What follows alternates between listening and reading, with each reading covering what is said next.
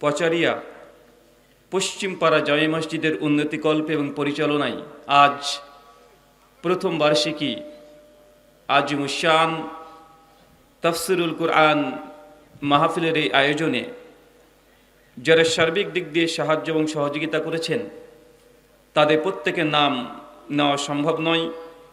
তারপরে প্রধান অতিথি, বিশেষ অতিথি সহ দূর দূরান্ত থেকে যেসব দিনী ভাই এবং বোনেরা আলোচনা শ্রবণের উদ্দেশ্যে একত্রিত হয়েছেন এবং যারা অর্থ, শ্রম, অক্লান্ত পরিশ্রম, দোয়া এবং পরামর্শ দিয়ে সহযোগিতা করেছেন, আল্লাহ সুবহানাহু ওয়া তাআলা তুমি তাদের প্রত্যেকের নেক নিয়াত এবং নেক আমলগুলোকে কবুল করে নাও, সকলে পড়ি আমিন। মহান সত্তা আল্লাহ সুবহানাহু ওয়া তাআলার কাছে দোয়া, এই প্রার্থনা, আল্লাহ সুবহানাহু ওয়া তাআলা আমরা মানুষ, আমরা কম বেশি ছোট বড় ভুল, ত্রুটি বিচ্যুতি, গুনাহ, পাপ, অন্যায় করে থাকি। আজকের এই আলোচনা সবার ওসিলায় আমাদের পেছনের ছোট ছোট গুনাহগুলোকে তুমি ক্ষমা করে দাও, সকলে পড়ি আমিন। সম্মানিত সুধী, বাদ মাগরিব থেকেই বিভিন্ন আলোচক তারা পবিত্র কোরআনুল কারীম এবং হাদিসে মুবারাকা থেকে অনেক গুরুত্বপূর্ণ আলোচনা পেশ করেছেন। আজকের এই আলোচনা সভার অন্তিম লগ্নে আপনাদের সামনে উপস্থিত হয়েছি একটি নির্দিষ্ট বিষয়ের উপরে কথা বলার উদ্দেশ্যে। আজকে যে বিষয়ে গুরুত্বপূর্ণ আলোচনা হবে, আলোচ্য বিষয় ইবাদত কবুলের শর্ত। কি বললাম বলেন তো? আমরা মুসলিম হিসেবে কম বেশি প্রত্যেকে ইবাদত করি, কেউ একটু বেশি কেউ কম, করি কি করি না? গোটা বিশ্ব জগতে যতগুলো ধর্ম আছে প্রায় ৪,৫০০ ধর্ম আছে। টাইমস অফ ইন্ডিয়া 2015 সালে পত্রিকা, ইংরেজি ভাষায়, তার এই অক্টোবর পৃষ্ঠা নম্বর 19-এ ডান দিকের শেষে তার একটা আর্টিকেল ছাপিয়ে বলছে যে গোটা বিশ্ব জগতে ধর্মের সংখ্যা প্রায় ৪,৫০০। কতগুলো? আর এই ৪,৫০০ ধর্মের মধ্যে সবচেয়ে যে ধর্মের অনুসারী সংখ্যার দিক থেকে সবচেয়ে বেশি, সে ধর্মটির নাম কি? খ্রিস্ট ধর্মের অনুসারী, যারা গোটা বিশ্ব জগতে প্রায় 220 কোটি আছে। কত কোটি? 220 কোটি। আর পৃথিবীর দ্বিতীয় বৃহত্তর ধর্মের নাম হচ্ছে আমরা মুসলিম তথা ইসলাম ধর্মের অনুসারী। গোটা বিশ্ব জগতে লগভগ প্রায় 170 থেকে 180 কোটি আমরা মুসলিমরা আছি। পৃথিবীর তৃতীয় বৃহত্তর ধর্মের নাম হচ্ছে হিন্দুইজম তথা সনাতন ধর্ম। গোটা বিশ্ব জগতে তারা ছড়িয়ে ছিটিয়ে আছে প্রায় 140 কোটি। তার মানে বুঝতে পারলাম যে পৃথিবীতে মেজর যে রিলিজিয়ান, বড় বড় যে ধর্মগুলো, তার মধ্যে ইসলাম কত নম্বরে আছে? 2 নম্বরে। 3 নম্বরে এখনই আমরা আছি কয় নম্বরে? দ্বিতীয় তথা 2 নম্বরে। তারপরে এটা সত্য এবং বাস্তব কথা, গোটা বিশ্ব জগতে ধর্মের কারণে যারা মার খায়, যারা শুধু ধর্মের কারণে মার খায়, তারা পৃথিবীর অন্য কোনো ধর্মের অনুসারী না, তারা একমাত্র মুসলমান যারা ধর্মের কারণে মার খায়।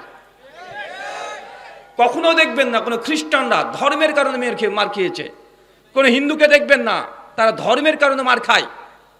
আল্লাহ নবী সুনান আবি দাউদ কিতাবুল ফিতান হাদিস নাম্বার 4299, বিখ্যাত একটা হাদিস।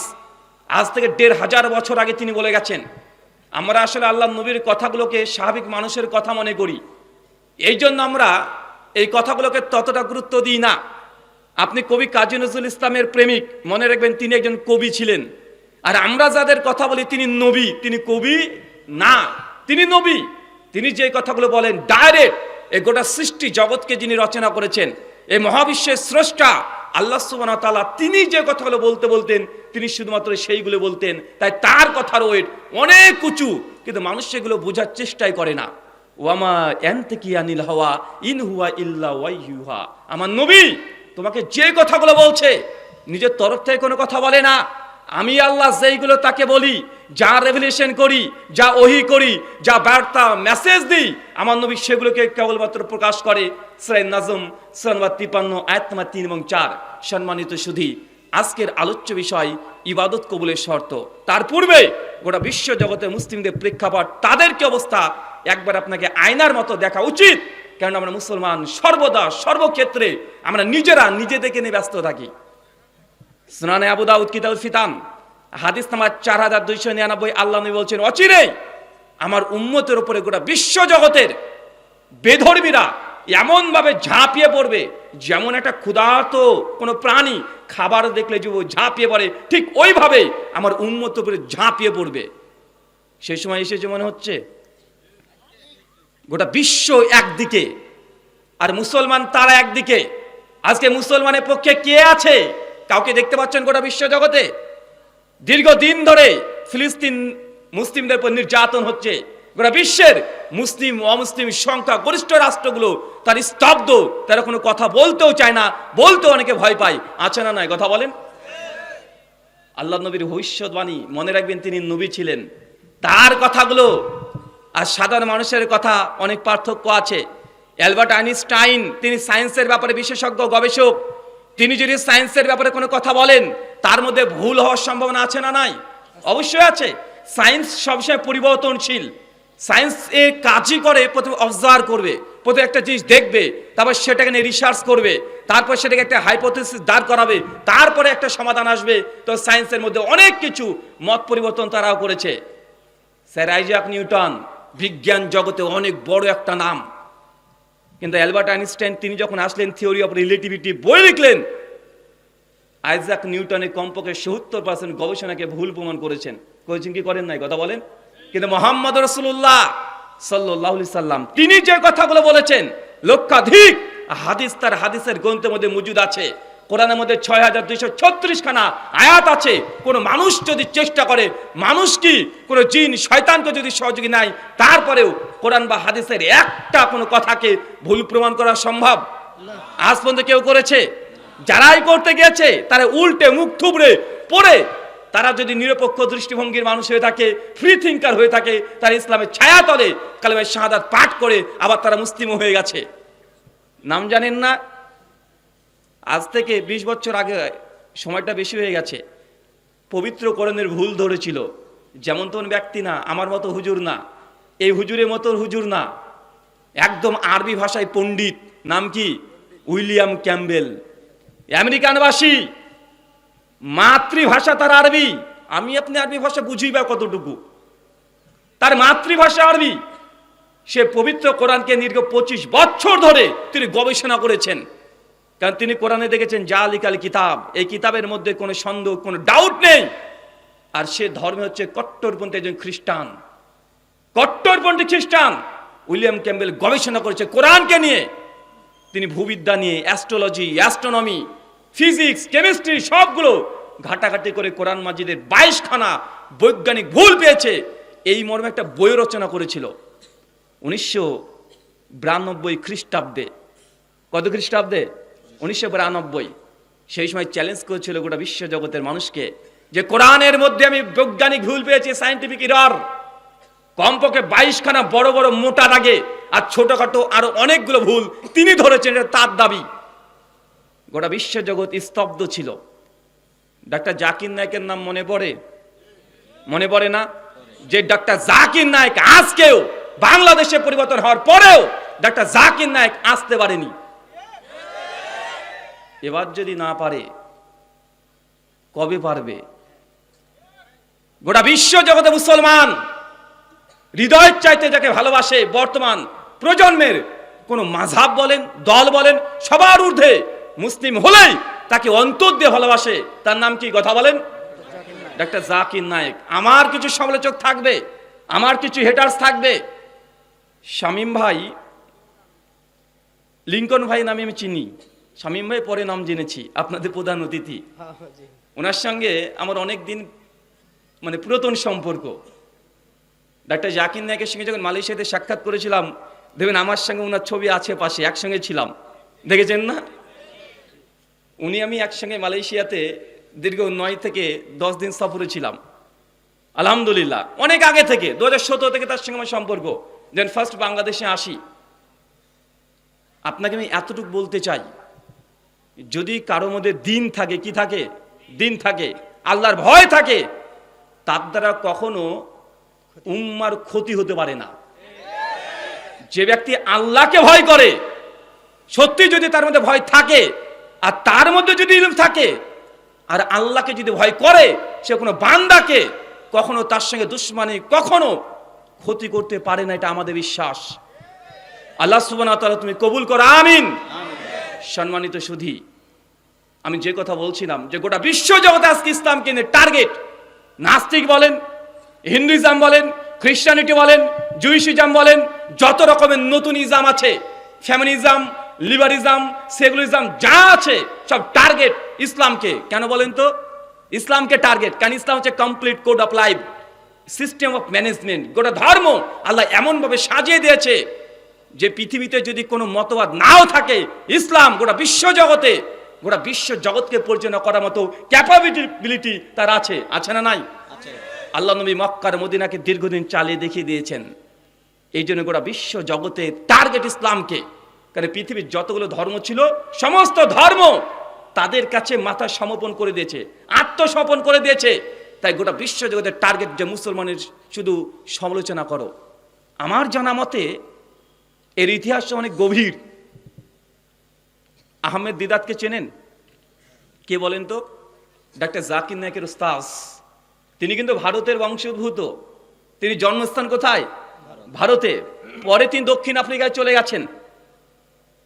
আহমেদ দিদাতের জীবনীটা একবার পড়বেন, তাহলে বুঝতে পারবেন আহমেদ দিদাত যখন গোটা বিশ্ব জগতে, আপনারা তো ডাক্তার জাকির নায়েককে চেনেন, ডাক্তার জাকির নায়েকের চাইতে ডিবেট, আলোচনা গোটা বিশ্ব জগতে আলোড়ন সৃষ্টি করেছিলেন কে?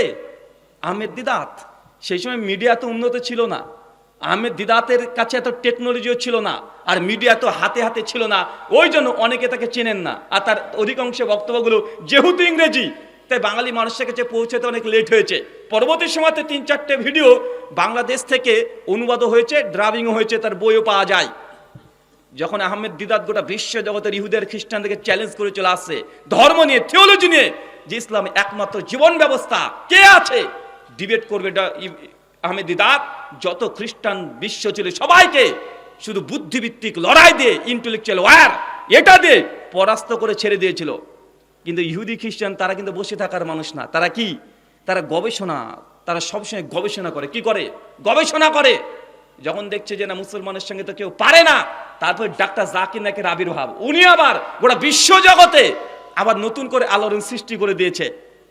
আর ইহুদি খ্রিস্টান তারা গবেষণা শুরু করে দিয়েছে কোরআন মাজিদে ভুল কিভাবে ধরা যায়, হাদিসে কিভাবে ভুল ধরা যায়। দীর্ঘদিন ধরে গবেষণা করে তারা রিসার্চ পেপারও অনেকগুলো বের করেছে।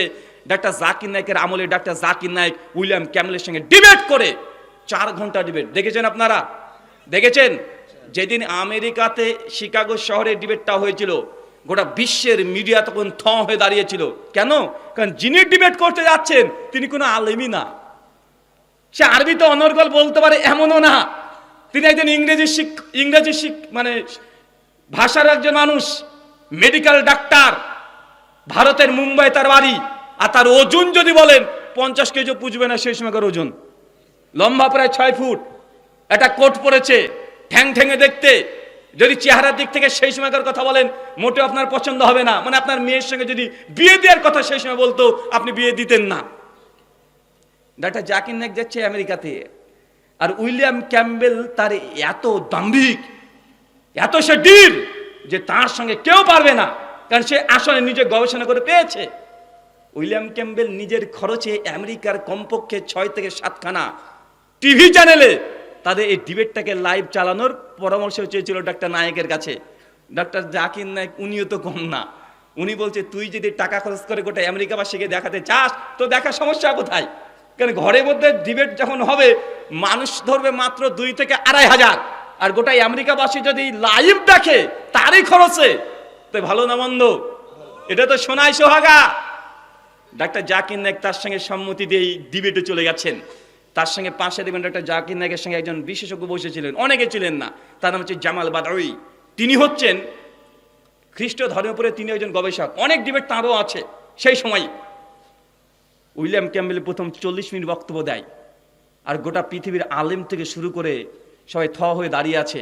আর যখন বক্তব্য দিতে শুরু করেছে, কোরআন মাজিদে ভুল ধরছে। সাধারণ যারা বিজ্ঞান পড়ছে, সায়েন্স পড়ছে, তারা বলছে ঠিকই তো বলছে, খ্রিস্টান লোকটা তো ঠিকই তো বলছে, এটা তো বিজ্ঞান মানে সায়েন্টিফিক এরর। মানুষ থতমত খেয়ে গেছে। যখন তার সময় শেষ, ডাক্তার জাকির নায়েক উঠছে বক্তব্য দিতে হাসি মুখে, মানে সবাই স্তব্ধ হয়ে গেছে যে কোরআন মাজিদের ভুল ধরেছে। আর ডাক্তার জাকির নায়েক উঠছে হাসি মুখে। আলোচনার প্রথম 15 মিনিট তিনি খুব সুন্দরভাবে আলোচনা করে কোরআন মাজিদের কমপক্ষে 10খানা যে সায়েন্টিফিক মিরাকেল, যে আজ থেকে 2000-4000 বছর আগে, 1500 বছর আগে কোরআনে যা আছে আধুনিক বিজ্ঞান আজকে সেগুলো আবিষ্কার করছে, কমপক্ষে ডজন খানিক এরকম বৈজ্ঞানিক কিছু মিরাকেল ডক্টর জাকির নায়েক উপস্থাপন করেছিলেন। তারপরে তিনি দেখছেন সময় কম হাতে, মাত্র 25 মিনিট। উনি তখন বলছেন আমরা তো এতক্ষণ আলোচনা করলাম কোরআন নিয়ে, চলেন এবার আমাদের প্রতিপক্ষ যিনি আছেন উইলিয়াম ক্যাম্বেল, তাদের ধর্ম বাইবেল এ বিষয়ে কি বলে। এই যে শুরু করলেন 25 মিনিট অস্ত্র, 25 মিনিটের মধ্যে বাইবেল থেকে 38 খানা বৈজ্ঞানিক ভুল বের করে গোটা বিশ্বের মানুষের সামনে রেখে দিলেন। ডক্টর জাকির নায়েকের বিরুদ্ধে যতগুলো কোরআন মাজিদের বৈজ্ঞানিক ভুলের ব্যাপারে অভিযোগ করেছে, ডক্টর জাকির নায়েক সবগুলোকে খণ্ডন করে গোটা বিশ্ব জগৎকে দেখিয়ে দিয়েছে কোরআন মাজিদে কোনো ভুল নাই। আজ পর্যন্ত কত নাস্তিক তারাও বলছে কোরআনে ভুল আছে। যখন যারা ডিবেট করতে পারে, ডিবেটারের সামনে আসলেই তাদের অবস্থাগুলো দেখতে পান। আপনাদের বাংলাদেশে ছিল না একজন, নাম কি, ওই যে আসাদ, আমাদের আয়েশার বিবাহের বয়স নিয়ে অনেকগুলো অভিযোগ করেছিল না? এই তো গত বছর, তার আগের বছর তার সঙ্গে আমাদের ডিবেট হয়েছে প্রায় 3 ঘন্টা। 21 খানা প্রশ্ন করেছি, 21 খানা প্রশ্ন সবগুলো মায়ের দুধ মনে করে হজম করে রেখে দিয়েছে। আমি এই জন্যই বলেছি আগে থেকেই, ইসলাম এর যে দিনুল হক, সত্য ধর্ম, যে এখানে আসবে সে বেঁচে যাবে, আর যে দূরে থাকবে তার কি অবস্থা হবে? ধূলিকণার মতো উড়িয়ে যাবে। আল্লাহ সুবহানাহু ওয়া তাআলা আমাদের বোঝার তৌফিক দান করে, আমিন। আল্লাহ নবী বলছেন যে আমার উম্মতকে চতুর্দিক থেকে বেধর্মীরা ঝাঁপিয়ে পড়বে। আজকে গোটা বিশ্বের সমস্ত শক্তি আজকে ইসলাম মুসলমানের বিরুদ্ধে তারা আঙ্গুল তুলছে কি তুলছে না? কে লিঙ্কন ভাই? ও আচ্ছা, সম্মানিত সুধী আসছেন, জায়গা করে দেন, হ্যাঁ এখানে বসিয়ে দেন। জি,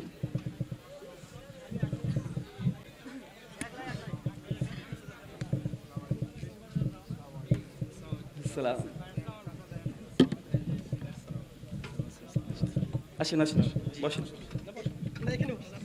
আসেন আসেন।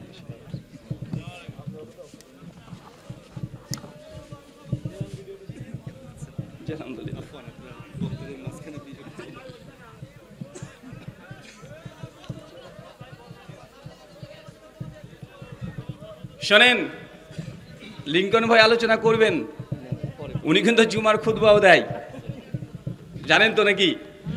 সে জুমার খুতবা না, এরকম মঞ্চ যদি আমি ছেড়ে চলে যাই তাও গোটা মঞ্চকে কাঁপিয়ে রাখতে পারবে কি পারবে না? আর যারা চিনে না তারা ভাববে যে প্রধান বক্তা বেশ ভালোই আলোচনা করছে, কিন্তু এলাকার মানুষ, তাই আপনি গুরুত্ব দিচ্ছেন না, অনেকে আছে, তাই না ভাইজান?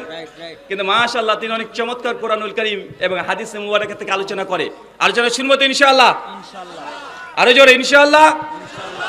কথা কে বলছে এটা গুরুত্বপূর্ণ নয়, কার কথা বলছে এটাই গুরুত্বপূর্ণ। কথা যখন কেউ বলে, যেটা সেটা কোরআনের কথা হয়, হাদিসের কথা হয়, যদি সেটা হিন্দু পণ্ডিত এসেও যদি মঞ্চে বলে যায়, আমরা মানবো কি মানবো না? অবশ্যই আমরা মানবো। যদি কোনো হিন্দু পণ্ডিত এসে বলে যে মদ খাওয়া হারাম, তাই কি আমি কেউ অস্বীকার করে দেবো লোকটা হিন্দু এই জন্য তার কথা মানবো না? এটা হতে পারে চাচা? না, তার কথাটা মেনে নেবো। কেন? উনি কোরআনের কথা বলেছে, উনি রাসূলের কথা বলেছে, আমরা মানবো ইনশাআল্লাহ। আল্লাহ সুবহানাহু ওয়া তাআলা বোঝার তৌফিক দান করে, আমিন। সম্মানিত সুধী, সুনানে আবু দাউদ কিতাবুল ফিতান হাদিস নম্বর 4299, ওই যে সাহাবান রাদিয়াল্লাহু আনহুর হাদিস, যে আল্লাহ নবী বলছেন গোটা বিশ্ব জগতে মুসলমানকে চতুর্দিক থেকে একদম ক্ষুধার্ত বাঘ প্রাণী যেমন ঝাঁপিয়ে পড়ে, ওইভাবে মুসলমানের উপরে ঝাঁপিয়ে পড়বে। আজকে পড়েছে কি পড়ে নাই? পড়েছে কি পড়ে নাই? ভালো করে ইতিহাস ঘেটে দেখেন, যে জায়গাতে যে মাটিতে আপনি বসবাস করছেন এটা হচ্ছে বাংলাদেশ। এটা 47-এর পূর্বে বাংলাদেশ ছিল না, এটা ভারত বার্রে সাগির, ভারত, বাংলাদেশ, পাকিস্তান, আফগানিস্তান, ভুটানের কিছু অংশ, সবগুলো নিয়ে একটা ভারতবর্ষ আমরা ছিলাম কি ছিলাম না? কথা বলেন। আর এই ভারতবর্ষে ইসলাম আজকে আসেনি, ভারতবর্ষে ইসলাম তো অনেক আগে চলে এসেছে। কিন্তু আমাদের কিছু পীর বাবারা তারা মানে ক্রেডিট নেওয়ার জন্য বলে যে বাংলাদেশে প্রথম ইসলাম নিয়ে এসেছে। কারা বলেন তো ভাইজান? পীর সাহেবরা। কিন্তু ডাইরেক্ট গোটাটা 100% এটা মিথ্যা কথা। আপনাদের এই যে পাশে লালমনিরহাট আছে না, ওখানে কুড়িগ্রাম রামদাস মৌজা, ওই মৌজাতে মাজেদের আড়া একটা গ্রাম আছে না? মাজেদের আড়া চেনেন? মাজেদের আড়া এখনই গুগলে সার্চ করেন। 1987 খ্রিস্টাব্দে যখন বাঁশ বাগান যখন পরিষ্কার করে ছাপ করছিল, সেই সময় ওইখান থেকে একটা পুরাতন মসজিদ পাওয়া গেছে, মসজিদ পাওয়া গিয়েছে। মসজিদে লেখা আছে 91 হিজরি। কত হিজরি? 91, 91 হিজরি। চিন্তা করতে পারছেন? 91 হিজরি, 91 হিজরি মানে আল্লাহ নবী ওফাত হয়েছে 10ম হিজরি। সাহাবীরা তখন জীবিত ছিলেন। সর্বশেষ সাহাবীর নাম হচ্ছে আবু তুফাইল, 110 হিজরিতে মৃত্যুবরণ করেছেন। আর তার পূর্বেই বাংলাদেশে যদি মসজিদ যদি প্রতিষ্ঠিত হয়ে যায়, তার মানে বুঝতে পারছেন বাংলাদেশে ইসলাম কত দিন আগে এসেছে। সাহাবীদের পিরিয়ডে এই বাংলার ভূমিতে, আমরা বাংলাতে কথা বলি, এই বাংলার ভূমিতে অলরেডি ইসলাম চলে এসেছে। এটা কি চারটেখানে মনে করলেন নাকি? বাঙালিদের আবেগ, ধর্মপ্রাণ প্রথম থেকেই, তারা সত্যকে গ্রহণ করতে কখনো পিছু পা হয় না। আর এদিকে ইসলাম আসার কারণও আছে, কারণ পাশে ব্রহ্মপুত্রা নদী আছে না নাই? কারণ আরবরা আগে থেকেই বাংলাদেশে আসতো। নবী যখন নবী না, তার আগে বাংলাদেশে আরবরা ব্যবসা করতে আসতো। কি করছে? ব্যবসা করতে। সহিহ বুখারী 5715, 18, 22 তিনখানা কমপক্ষে হাদিস আছে, নবীর জবান থেকে বের হয়েছে। আল্লাহর নবী বলছেন, একজন সাহাবী বলছে, ইয়া রাসূলুল্লাহ, আমার পায়ে জখম হয়েছে, খুব ব্যথা। আল্লাহ নবী বলছেন, তুমি ভারতের, ভারত বলতে তখন কি বাংলাদেশের অন্তর্ভুক্ত, কথা বুঝতে পারছেন? বাংলাদেশের অন্তর্ভুক্ত, পাকিস্তানের অন্তর্ভুক্ত। বলছে হিন্দের, আল হিন্দ, হিন্দ মানে কি? ভারত, বাংলাদেশ, পাকিস্তান সবগুলো। বলছে আল হিন্দের চন্দন কাঠ ব্যবহার করো, এই চন্দন কাঠের 7খানা রোগের প্রতিষেধক। তো আমার নবীর জবান থেকে আমাদের ভূখণ্ডের নামে এসেছে কি আসে নাই, কথা বলেন? তো আল্লাহ নবী সেই সময়তেও তারাও জানতো যে আরবরা আগে থেকেই আপনাদের বাংলাদেশ, বিশেষ করে ওই যে চট্টগ্রাম, ওখানে বন্দর আছে না? আগে মানুষ ব্যবসা করতে কিসে আসতো? প্লেনে আসতো না, তার জলপথে আসতো তারা। আমাদের মুম্বাই, মাদ্রাস, আপনাদের চট্টগ্রাম, যেমন তারা সিংহল মানে শ্রীলঙ্কা, চীনে যেত ব্যবসা করতে। আর আবি ওয়াকাস মানে সাদ বিন আবি ওয়াকাসের পিতা, তিনি চীনে যেতেন ব্যবসার সূত্রে। আর সেই সময়তেই চট্টগ্রামে তাদেরকে নামতেই হতো। কেন? কারণ এত লম্বা পথ, তারা দীর্ঘক্ষণ ধরে সফর করতে পারবে না। নতুন করে খাবার নিতে হতো, নতুন করে বস্ত্র, মানে এখানে রেস্টের জন্য বাংলাদেশে থামতো। চট্টগ্রামে যেখানে যেখানে নদী, ওই সব জায়গাতে দেখবেন পুরাতন মসজিদ সবচেয়ে বেশি আছে। কেন? কারণ যখনই মুসলমানরা এসেছে, কিছুদিন থেকেছে, 1 মাস, 2 মাস, 3 মাস, একটা মসজিদ নির্মাণ করেছে। তো বাংলার ভূমি আলহামদুলিল্লাহ সাহাবীদের যুগ থেকেই এই বাংলার ভূমিতে মসজিদ পাওয়া মানে এটা আমাদের সৌভাগ্যের ব্যাপার। সৌভাগ্যের ব্যাপার কি ব্যাপার নয়? আরে এমনি তো মানে প্রচুর পরিমাণে এসেছে। 712 খ্রিস্টাব্দে মোহাম্মদ বিন কাসেম যখন সিন্ধ, বর্তমান পাকিস্তান, করাচি থেকে 50 কিলোমিটার, দেবল বন্দরে ওইখানে এসেছিলেন। আর আমাদের বাংলাতে প্রচুর পরিমাণে মুসলমান হচ্ছে ইখতিয়ার উদ্দিন মোহাম্মদ বখতিয়ার খিলজির আমলে 1204 খ্রিস্টাব্দে, 1202 তিনি আসেন, 1204, 5, 6 এই অঞ্চলগুলোতে মুসলমানরা তখন কি করেছিল? ক্ষমতা এবং পাশাপাশি ইসলাম ধর্মের প্রচার হয়েছে ওই সময়তে। তো আমরা মুসলমান এই জমিনে আজকে নয়, আল্লাহ নবীর জামানা থেকে আমরা আছি আলহামদুলিল্লাহ। এটা আমাদের গর্ব, এটা অহংকার যে না, অন্ততপক্ষে আমরা হক গ্রহণ করতে বেশি পিছুপা হয়নি। অনেকে সত্য অনুসন্ধান করেও এখনো সত্যর কাছাকাছি যেতে পারেনি, অনেকে ডিনায় করে দিয়েছে। আল্লাহ তুমি আমাদের সকলকে কবুল করো, আমিন। সম্মানিত সুধী, আলোচ্য বিষয় ইবাদত কবুলের শর্ত। চাচা বলেন তো ইবাদত কাকে বলে? বলেন, আমি খুব লম্বা আলোচনা করব না। বলেন ইবাদত কাকে বলে? আমরা সকলে একটা আয়াত কমন সবাই জানি যে আল্লাহ আমাদের কোরআনে বলছে, সূরা জারিয়াত নম্বর 51 আয়াত নম্বর 56, ওয়া মা খালাকতু জিন্না ওয়া ইনসা ইল্লা লিয়াবুদুন। ওয়া মা হচ্ছে নাফিস রেগা, অবশ্যই না, আমি আল্লাহ না, কখনোই না মানুষকে সৃষ্টি করতাম না, জিনকেও করতাম না। আল্লাহ হচ্ছে মানুষ জিনকে আমি সৃষ্টি করতাম না। এরপর তিনি ইল্লা দিয়ে কালেমে হাসর তাগিদ দিচ্ছে, দিয়ে বলছে লিয়াবুদুন। কেন করেছি?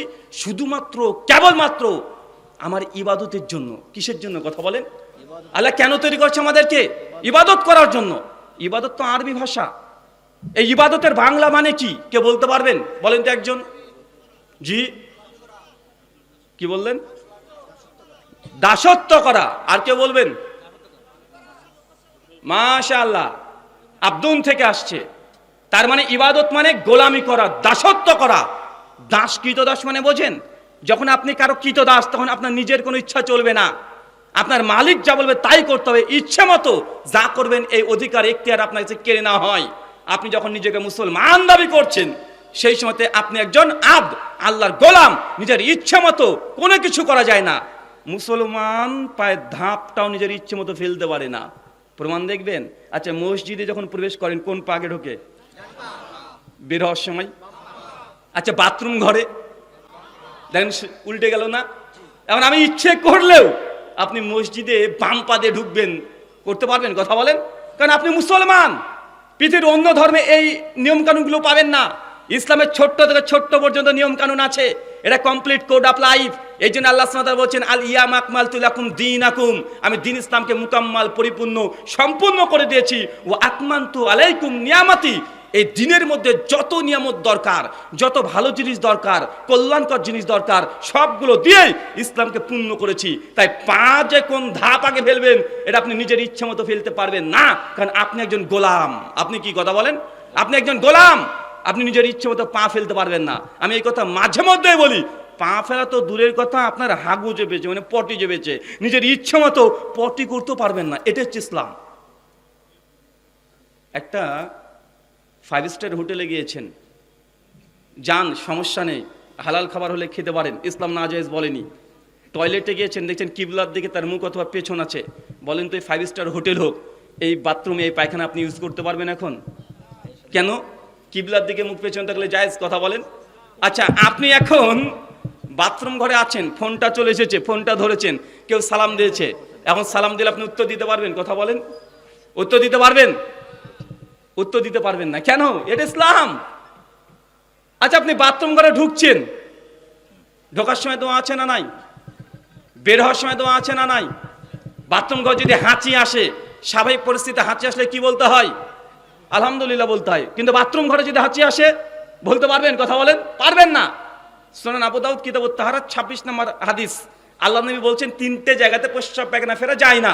এক, যে জলাশয়ের পানি মানুষ ব্যবহার করে, অনেক দেখবেন গ্রামগঞ্জে আছে যে পুকুর আছে, ঘাট আছে, নদী আছে, ওখানকার পানি মানুষ ব্যবহার করে। কেউ দেখাচ্ছে ওখানে থালা বাসন মাজছে, কেউ গোসলও করছে, আছে না নাই? কথা বলেন। আল্লাহ নবী বলছেন এই পানির মধ্যে প্রস্রাব পায়খানা এগুলো করা যাবে না, নিষেধ। মানে প্রস্রাব পায়খানা করবেন, তাও কোরআন মাজিদে হাদিসে নবী বলে গেছেন। আপনি চিন্তা করতে পারছেন? এটা আজকের দিনের মডার্ন ল নয়, 1500 বছর আগে। যেসব মানুষ আইন তো দূর কি বাত, আইন জিনিসকে তারা বুঝতো না, মন যা চায় তাই করতো 1500 বছর আগে। আজকের দিনে হ্যালোজেন লাইট দেখছেন, সেই সময় হারিকেনে কাঁচ আবিষ্কার হয় নাই, প্লেন তো দূরের কথা, সাইকেল একটা ভল্টিউব আবিষ্কার হয় নাই। ওই যুগ আপনি একদিন কল্পনা করেন, চতুর্দিকে শুধু মরুভূমি, কয়েকটা শুধুমাত্র খেজুর গাছ, এই মরুভূমির মধ্যে একজন মানুষ কত দূরদর্শিতা নিয়ে তিনি এই কথাগুলো বলছেন। কেননা এগুলো তার কথা নাই, পরোক্ষভাবে এটা আল্লাহর কথা। কার কথা? এটা আল্লাহ সুবহানাহু ওয়া তাআলার কথা। ইসলাম এটাই। ইবাদত মানে দাসত্ব করা। শাইখুল ইসলাম ইবনে তাইমিয়া রাহিমাহুল্লাহ বলছেন ইবাদতের যে লুগাত আল মানা, শরঈ অর্থে ইবাদত হচ্ছে আল্লাহ সুবহানাহু ওয়া তাআলাকে খুশি করার জন্য, আল্লাহকে কেবল খুশি করার জন্য আল্লাহ যা আদেশ করেছে তা গ্রহণ করা। 2, আল্লাহ যা নিষেধ করেছে এটাকে ছেড়ে দেওয়া। এই দুটোই হচ্ছে ইবাদত। কথা কি বুঝতে পারলেন? আল্লাহ যা আদেশ করেছে এটা ইবাদতের অর্ধেক রূপ। বাকি অর্ধেক রূপ কোনটা বলেন তো? যেটা নিষেধ করেছে। কি কথা বলেন? নিষেধ করেছে। আপনি জানেন আপনার টাকা পয়সা বেশি নেই, আপনি এটাও জানেন গ্রামগঞ্জে অনেকে সুদে টাকা দেয়। আপনি জানেন আপনার স্ত্রীকে সঙ্গে নিয়ে যদি যান, ওই ব্যাংকে যদি যান 10,000 টাকা 20,000 টাকা দেবে, সুদের সঙ্গে যুক্ত। কিন্তু আপনি বলছেন ইন্নী আখাফুল্লাহ, নিশ্চয়ই আমি আমার রব আল্লাহকে ভয় করি। আল্লাহ সুবহানাহু ওয়া তাআলা সুদকে হারাম করেছে। সূরা বাকারা 275 নম্বর আয়াতে আল্লাহ জানিয়ে দিয়েছে যে সুদ খাবে সে আল্লাহ আর তার রাসূলের বিরুদ্ধে যুদ্ধ ঘোষণা করলো। আপনি যদি বলেন ইন্নী আখাফুল্লাহ, আমি আমার রব আল্লাহকে ভয় করি, না খেয়ে মরে যাব, তারপরে সুদযুক্ত অর্থনীতির মধ্যে যাব না, এই যে দূরে আছেন, বলেন তো এটা ইবাদত কি ইবাদত নয়? এটি ইবাদত। শোনেন, সালাত আদায় করার চাইতেও আল্লাহ যেগুলোকে নিষেধ করেছে সেগুলো নিষেধকে মেনে চলা, এটা বড় ধরনের ইবাদত। আল্লাহ সুবহানাহু ওয়া তাআলা জান্নাতে আদমকে বলেছে গোটা জান্নাত তোমার, যাও যা মন চাই খাও, পান করো, এনজয় করো, গোটা জান্নাত তোমার। শুধু একটাই নিষেধ করেছে, হারাম ছিল একটাই জান্নাতে। কয়টা? একটা, গাছের কাছে যাবে না। তো গাছে কাছে গিয়েছে কি যায় নাই? তার মানে আল্লাহর আদেশগুলো পালন করা খুব বেশি কঠিন নয়, আল্লাহ নিষেধগুলোকে মেনে নেওয়া এটা অধিক কঠিন এবং কষ্টকর, এবং মানুষ এখান থেকেই বেঁচে থাকতে পারে না। যেমন নামাজ পড়াও যেমন ইবাদত, সুদ থেকে দূরে থাকাও ইবাদত। সমাজে ঘুষ আছে? আছে মানে হুজুর বলেন কি 100তে 100 নাম্বার পেয়েছে তাও তো চাকরি দেয় না ঘুষ না হলে। এমন নেতা মন্ত্রী এমপি আছে না নাই? আছে না নাই? অনেকে তো আছে যে একবার যদি এমপি পদে দাঁড়িয়ে যায় আর যদি একবার হয়ে যায় ভাবছে 5 বছর পর কি না জানি হয়ে যায়, যা আছে সবগুলো এখন যত পারা যায় গোটা মানে এলাকার টাকা, গোটা ব্লক তো দূর কি বাত, গোটা জেলার টাকা নিজের ব্যাংকের মধ্যে পুরে রেখে দেয়। আছে না নাই? কথা বলেন, আছে না নাই? আছে। কিন্তু কারের মধ্যে যদি ভয় থেকে যে ঘুষ খেলে কি হতে পারে, ভাই বলেন তো, সে ঘুষ খাবে কখনো? কখনো ঘুষ খেতে পারে? কারণ আল্লাহর ভয় থাকলে মানুষ গোটা বিশ্ব জগতে শান্তি প্রতিষ্ঠিত হতে পারে। আল্লাহ সুবহানাহু ওয়া তাআলা আমাদেরকে বোঝার তৌফিক দান করে, আমিন। সম্মানিত সুধী, আল্লাহর আদেশ পালন করা যেমন ইবাদত, আল্লাহ যা নিষেধ করেছে দূরে থাকা, করবেন না, এটাও ইবাদত। অনেক ক্ষেত্রে আছে কি জানেন, কোনো কাজ করছেন না, কিছু না করলেও শিরিক হয়। শিরিকের তো অনেকগুলো ক্যাটাগরি শুনেছেন, যে মান তাওয়াল্লা তাইমাতান ফাকাদ আশরাক, যে ব্যক্তি তাবিজ পড়েছে সে শিরিক করেছে। জামে তিরমিজি 2072 নম্বর হাদিস, জানা আছে না নাই? কথা বলেন, আছে না নাই? কেউ যদি গণকের কাছে যায় তার 40 দিন ইবাদত কবুল হবে না। কেউ যদি গণকের কাছে যায় নবীর রিসালাতকে সে অস্বীকার করে দিল। এ হাদিস জানা আছে না নাই? আছে না নাই? আছে। কিন্তু এমন কিছু আছে আপনি কিছু না করলেও শিরিক হয়, মানে কিছু করলে তো শিরিক হয়। মান হালাফা গায়রিল্লাহ ফাকাদ আশরাক, যে ব্যক্তি আল্লাহ ব্যতীত কারো নামে কসম করেছে সেও শিরিক করেছে। আল্লাহকে ছাড়া আপনি বলছেন মাইরি আমি এই কাজটা করিনি, শিরিক করেছেন। 2 চোখের গিরি, শিরিক। ছেলের মাথায় হাত দিয়ে কসম, শিরিক। মসজিদে উঠে কসম, শিরিক। কথা কি বুঝতে পারছেন? আল্লাহর নবী সুনান তিরমিজি হাদিস নাম্বার 1524 বলছেন, মান হালাফা গায়রিল্লাহ ফাকাদ আশরাক, যে ব্যক্তি আল্লাহ ব্যতীত অন্য কারো নামে কসম করেছে সেই শিরক করেছে। আপনি যদি কোরআন মাজিদের একদম কোরআন মাজিদকে ধরে যদি কসম কাটেন তাও শিরক হবে। কেন? কারণ যে কোরআন মাজিদ আমাদের কাছে আছে কাগজের, এটা খালিক না, এটা কি সিফাত না মাখলুক? এই কাগজ তো পুরোটাই আল্লাহর সৃষ্টি না? কিন্তু আপনি যদি কসম কাটতে চান কি বলে কসম কাটবেন? আল্লাহর কোরআনের কসম। কি বলবেন? আল্লাহর কোরআনের কসম। কোরআনটা আল্লাহর সিফাত, এটা কি আল্লাহর ইলম, আল্লাহর ইলম। যেমন আমি রাহুল আর আমার ইলম, আমার ইলম ছাড়া আমি কি পূর্ণ? কথা বলেন না। আল্লাহ সুবহানাহু ওয়া তাআলার ইলম হচ্ছে কোরআন। যদি কসম কাটতেই হয় ডাইরেক্ট আল্লাহর কসম। আর পরোক্ষভাবে কসম কাটলে আপনি বলতে পারেন যে কাবার রবের কসম, আল্লাহর কোরআনের কসম, এগুলো জায়েজ। কিন্তু বাকি যত কসম কাটা হয়, বিশেষ করে আমার মায়ের এই ব্যাপারে উস্তাদ, একটু যদি স্বামী 19-20 বলেও দেয় তোমার ছেলে মাথায় হাত দিয়ে কসম কাটছি, মাথায় হাত দিয়ে কসম কাটছি, মসজিদে উঠে কসম কাটবো, তোমাকে মিথ্যাবাদী বললে, ভাই এমন আছে না নাই? কথা বলেন। আর এটা শিরক। মানুষ এখন এই শিরকগুলো বুঝতে পারেনি, অনেকগুলো শিরক আছে।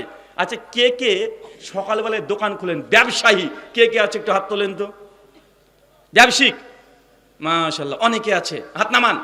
আচ্ছা, সকালবেলাতে ধূপকাঠি জ্বালান? এর সচেতন হয়ে গেছে। ধূপকাঠি মানে অনেকে জ্বালায় না ভাইজান?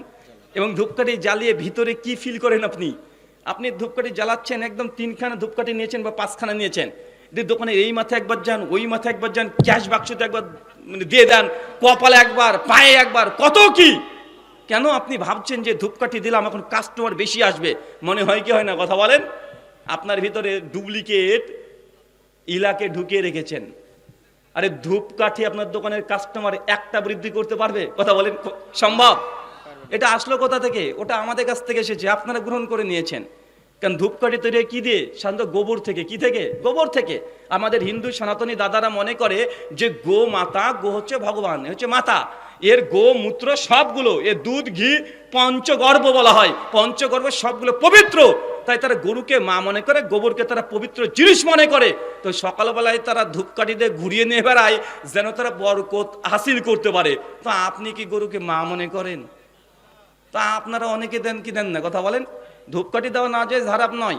যদি মনে করেন দোকানটা দুর্গন্ধ হয়েছে, সুগন্ধি করবো, ধূপকাঠি দেন, সারাদিন দেন, কোনো সমস্যা নাই। কিন্তু ভেতরে যদি এই কথা বলে, কাস্টমার একটু হলেও বেশি আসবে, একটা হলেও বেশি আসবে। মানে শিরক কি শিরক নয়? এটা আল্লাহ সুবহানাহু ওয়া তাআলা সিফাতের সঙ্গে শিরক করেছেন। আল্লাহ যা রাজ্জাক, তিনি যে রিজিক দাতা, রিজিক দিতে পারেন, আপনি মনে করছেন না না এই ধূপকাঠি একটু একটু পারে। এটা হচ্ছে কি হচ্ছে না? কথা বলেন। ধূপকাঠি দেওয়া কি হারাম বললাম? শিরক বলেছি না। ভেতরে কি আছে আপনার, শিরক এখানে নির্ভর করে। এগুলো কিছু করে শিরক, না করে শিরক হয়। দেখবেন না করে কিছুই করেননি, শিরক হবে।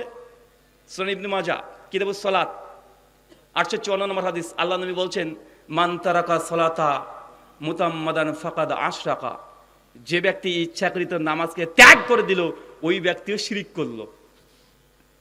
মানে নামাজ যে পড়ে না, এটা কি কথা বলেন, এটা কি, এটাও শিরিক।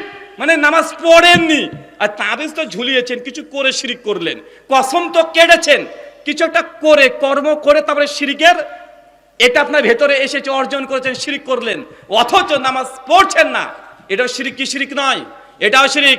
সম্মানিত সুধী, আলোচ্য বিষয় ইবাদত কবুলের শর্ত আপনাকে প্রথমে জেনে নিতে হবে। ইবাদত দুই ক্যাটাগরির, এক আল্লাহ যা আদেশ করেছে মেনে নেওয়া, এটাও ইবাদত। আল্লাহ যা বর্জন করতে বলেছে, ছেড়ে দিতে বলেছে, ছেড়ে দিবেন, এটাও ইবাদত। দ্বিতীয় একটা পয়েন্ট মনে রাখেন চাচা, এই কথাটা আপনাকে বলছি, ভালো করে বুঝে নেন। ইবাদত করলেই যে আল্লাহ কবুল করে নিবে না। আজকে আপনারা অনেকেই দান করেছেন, 1 টাকা থেকে 5 লক্ষ 6 লক্ষ টাকা দান করেছেন, আর দান করলেন মানে আল্লাহ যে কবুল করে নিল নিশ্চিত না, বরং দান করেও অনেক মানুষ জাহান্নামে যাবে। কথা বুঝতে পারলেন না মনে হয়? ইবাদত করেও মানুষ জাহান্নামে যাবে। আগামী কাল বাদে জুমা আছে না, জুমার দিন ইমাম সাহেব দেখবেন একটা সূরা পড়ে, সে সূরাটার নাম হচ্ছে সূরাতুল গাশিয়া, সূরা নম্বর 88 আয়াত নম্বর 2, 3, 4। আল্লাহ বলছেন আমিলাতুন নাসিবা। এক শ্রেণীর ইবাদত গুজার বান্দা আছে যারা ইবাদত করে করে ক্লান্ত হয়ে গেছে, এত ইবাদত করেছে, ইবাদত করে করে ক্লান্ত হয়ে গেছে। আচ্ছা, আমরা কি ইবাদত করে ক্লান্ত হই? আমরা তো ফাঁকিবাজ। ইমাম সাহেব যদি জামাতে নামাজ পড়ে একটু যদি বড় কিরাত ধরে, আমাদের ভেতরটা আনচানি ধরে যায় কখন শেষ করবে, আর মনে মনে ইমামকে গালও দেন, এই ইমাম সাহেব আপনার নাই কাজ নাই, আমি দোকানদার মানুষ, এত লম্বা নামাজ পড়াবেন কেন? ও ভেতর থেকে রাগ করে, এমন আছে না নাই? আরে আছে। ইমাম যদি সিজদাতে গিয়ে একটু বেশিক্ষণ তাসবিহ পাঠ করে, মুসল্লি ভাবছে কি ব্যাপার, ইমাম উঠে না কেন, ইমামকে হার্ট অ্যাটাক করলো নাকি, টেনশনে আছে, মরে গেল নাকি, না ঘুমিয়ে গেল, মানে টেনশনে। যখন দেখছেন না অনেকক্ষণ হয়ে গেল তো উঠে না, পেছন থেকে মুরব্বী আমাদের হুজুর আছে, চাচা আছে, ওরা ঠ্যাক নেয়নি, মানে ইমামকে যেতে বেলা হয়েছে, এখন ওঠ, এতক্ষণে কি আছে, বেমন আছে না নাই? কথা বলেন। যারা তো ইবাদতে অলস্যতা করবে তারা তো ওয়াইল নামক জাহান্নামে যাবেই, সূরা মাউনের মধ্যে আপনারা সকলেই জানেন। কিন্তু আল্লাহ কোরআনে এই ব্যক্তির কথা বলছে না, অলস ব্যক্তির কথা বলছে না। আমিলাতু নাসিবা, ইবাদত করে করে ক্লান্ত হয়ে গেছে, অনেক ইবাদত, কোথায় যাওয়ার কথা? জান্নাত। আল্লাহ হচ্ছে তাসলা নারান হামিয়া, আমি আল্লাহ তারপরেও ওই ব্যক্তিকে ধরে জাহান্নামে নিক্ষেপ করে দেব। চিন্তা করেন, আল্লাহর কোরআনের কথা আমি তো বাংলাতে অনুবাদ করলাম জাস্ট। আল্লাহ হচ্ছে ইবাদত করে করে ক্লান্ত হয়ে গেছে, তারপরে ব্যক্তিকে ধরে আমি আল্লাহ জাহান্নামে নিক্ষেপ করব, মানে ইবাদত করেও মানুষকে জাহান্নামে যেতে হবে, এটা নিশ্চিত জেনে রাখেন। তাই ইবাদত করলেন মানে আল্লাহ কবুল করে নিয়েছে, এই কনসেপ্ট ভেতর থেকে বাদ দিয়ে দেন, নচেত ইবাদত আপনাকে জাহান্নামে নিয়ে চলে যেতে পারে। মিশকাত হাদিস না 212, সন ইবনে মাজাহ হাদিস না 228, সনদ সহি। শেখ আলবানী, শেখ শুআইব আরনাউত দুজনই সহি বলেছেন। আল্লাহ নবী বলেছেন কিয়ামতের মাঠে 3 শ্রেণী মানুষকে আল্লাহ প্রথম তুলবেন, তার মধ্যে একজন দানবীর, মানে আমরা কারা? কথা বলেন, দানবীর। আল্লাহ প্রশ্ন করবে ডাইরেক্ট কিয়ামতের ময়দানে, তোকে দুনিয়াতে অনেক টাকা দিয়েছিলাম, কি করেছিলি? ও গর্ব করে বলবে আল্লাহ তুমি যেমন আমাকে টাকা পয়সা দিয়েছিলে, ধন দৌলত দিয়েছিলে, আমি মানুষকে দান করতে করতে আমি নিজে নিঃস্ব হয়ে গেছি, আমার সমস্ত টাকা মানুষকে আমি দিয়ে দিয়েছি। আল্লাহ বলবেন আনতা কাযাবতা, তুই মিথ্যা কথা বলছিস, তুই তো আমাকে খুশি করার জন্য দান করিসনি, আর তুই তো দান করেছিলিস।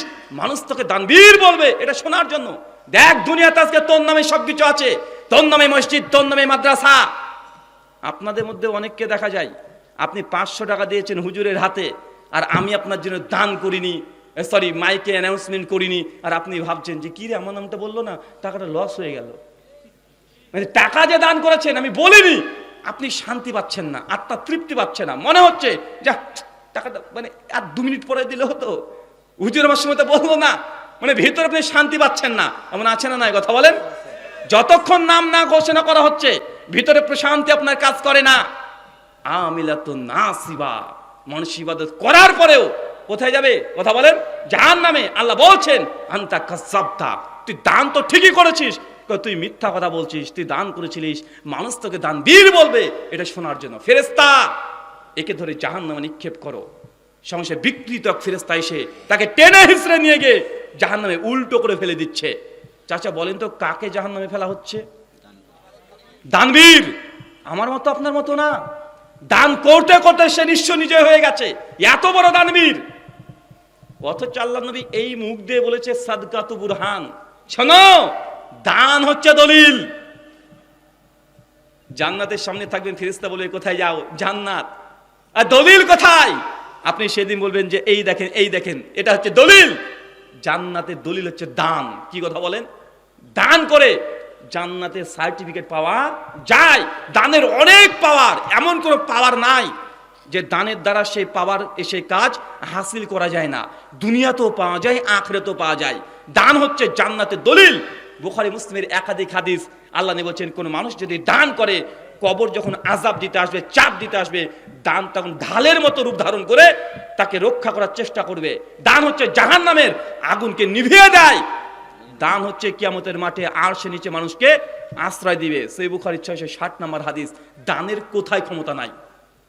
আব্দুল্লাহ ইবনুল মুবারক রাহিমাহুল্লাহ 181 হিজরিতে মৃত্যুবরণ করেছেন। তার একটা পরিচয়, ইমাম আবু হানিফা রাহিমাহুল্লাহ ছাত্র। তার কাছে একটা ছাত্র বেশ কিছুদিন পড়াশোনাতে আসেনি, তাকে জিজ্ঞাসা করছে কি সমস্যা তোমার, আসেনি কেন? বলছে আমার একটা পায়ে ফোড়া উঠেছে, দীর্ঘদিন ধরে আমি কষ্ট পাচ্ছি, তার জন্য আসতে পারি না ওস্তাদ। অনেক হাকিম কবিরাজ দেখিয়েছি, অনেক ট্রিটমেন্ট নিয়েছি, সুস্থ হয় নাই।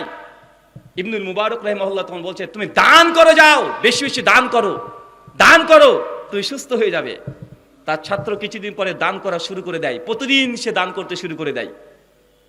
কিছুদিন পরে এসে দেখছে যে পা মনে হচ্ছে না যে কোনো ক্ষত চিহ্ন আছে। দুনিয়াতে যদি কোনো মেডিসিন হয়, কোনো রোগ বালা মুসিবত বিপদ আপদ, তার যদি কোনো মেডিসিন ট্রিটমেন্ট হয়, সবচেয়ে বড় ট্রিটমেন্ট হচ্ছে দান করা। কি করা কথা বলেন? দান করা। আপনি ডাক্তারের কাছে চলে যাচ্ছেন, অপারেশন করতে হবে। মা শুনেছে তার ছেলে ঢাকাতে কাজ করতে গিয়ে 10 তলা বিল্ডিং থেকে পড়ে গেছে। মা ছটপট করে কাঁদাকাটি শুরু করে দিয়ে ছুটছে টাকা নিয়ে যে ছেলে কোনো বাঁচাবে। বলেন তো এই আবেগ দিয়ে তার ছেলের উপকার হবে? না।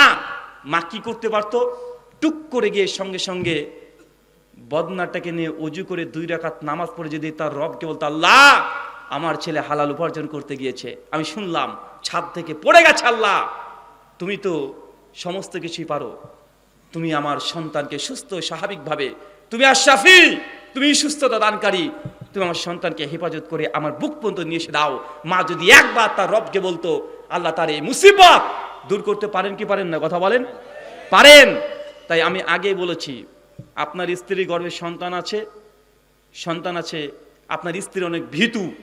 কেন? কারণ সব জায়গায় এখন অপারেশন হচ্ছে, এর জন্য র্যাকেট চলছে।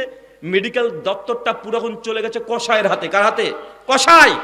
আপনার স্ত্রী সুস্থ স্বাভাবিক মানুষ, সকালবেলায় আজকে ঝাড়ু দিয়েছে, রান্না করেছে, বিকেল বেলা থেকে একটু ফলস পেন উঠেছে, ব্যথা উঠেছে, আপনি হসপিটাল নিয়ে চলে গেলেন, স্ত্রী ভালোই ছিল, কোনো সমস্যা নেই, ডাক্তাররা বলছে কোনো সমস্যা নেই, সব কিছু ঠিকঠাক আছে, আপনার স্ত্রী ইনশাল্লাহ নর্মাল ডেলিভারি হবে। আপনি আশ্বস্ত হয়েছেন, মাশাআল্লাহ নর্মাল ডেলিভারি, খুশি হয়ে গেছেন।